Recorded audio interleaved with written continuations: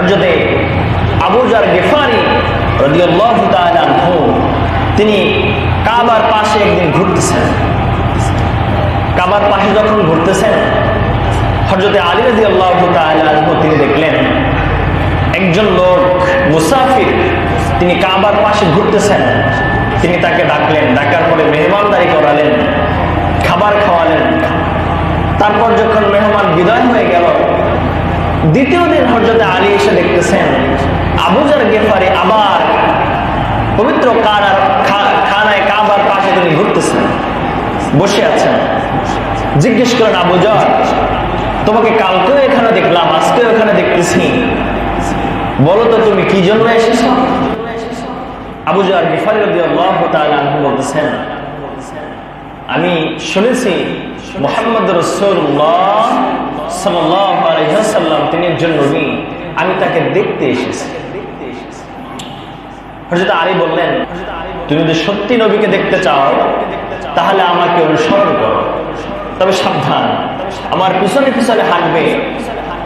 আমি হাঁটতে থাকবো, যখন গিয়ে আমি আমার হাতের ভিতরে একটা পাথর যেই দিকে আমি ছুঁড়ে মারবো, নিক্ষেপ করব, তুমি মনে করবা এই দিকে, এই কাছেই আমার নবী বসা আছেন। বলেন সুবহানাল্লাহ। হযরত আলী সামনে হাঁটতেছেন, আবু যার গিফারি পিছনে পিছনে হাঁটতেছেন। হাঁটতে হাঁটতে কিছু দূর যাওয়ার পরে হযরত আলী হাতের ভিতর থেকে পাথরটা নিক্ষেপ করলেন।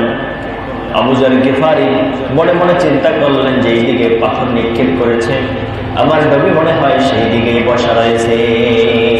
আবু যার গিফারি সেখানে গেলেন, দেখতেছেন একটা তাঁবু টানানো, ছোট্ট একটা তাঁবু, মানুষজন খুবই কম। তাঁবুর ভিতরে ঢুকলেন। আবু যার গিফারি তাঁবুর ভিতরে ঢুকে দেখতেছেন এত চমৎকার একজন চেহারার মানুষ। আবু যার গিফারি বলতেছেন, আমি জীবনও আমার জীবন দশায় এত সুন্দর চেহারার মানুষ আমি কোনোদিন দেখি না। আবু যার গিফারি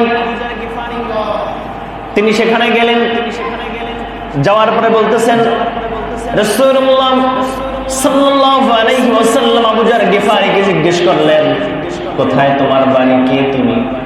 আবু যার গিফারি বললেন, ইয়া রাসূলুল্লাহ, ইয়া হাবিবাল্লাহ, আমার নাম আবু যার, আমি গিফারি গোত্রের লোক, আমি আপনার নাম শুনে এসেছি।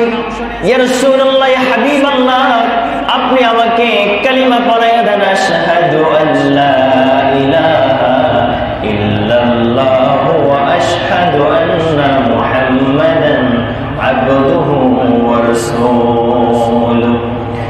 আবু যার গিফারি বলতেছেন, দুনিয়ার মানুষ শুনে রাখো, পৃথিবীতে এত মানুষ আমি দেখেছি, আমার এই বয়সে আমি এত চমৎকার চেহারা, এত সুন্দর চেহারা, এত ডোরানি চেহারা আমার বয়সে আমি আর কোনোদিন দেখি না। আবু যার গিফারিকে লক্ষ্য করে বলেন, শুন। আবু যার গিফারি মক্কার অবস্থা থমথমে। তুমি খানায় কাবার হাতিমের সামনে গিয়ে ইবাদত করো, কিন্তু খবরদার প্রকাশ্যে কালেমা উচ্চারণ করো না, ইসলাম গ্রহণ করেছ তা বলো না। আবু যার গিফারি তিনি খানায় কাবার সামনে চলে গেলেন। রাসূলকে দেখার পরে ঈমানের তেজ এত বেড়ে গেছে, রাসূলকে দেখার পরে ঈমানের শক্তি এত বেড়ে গেছে।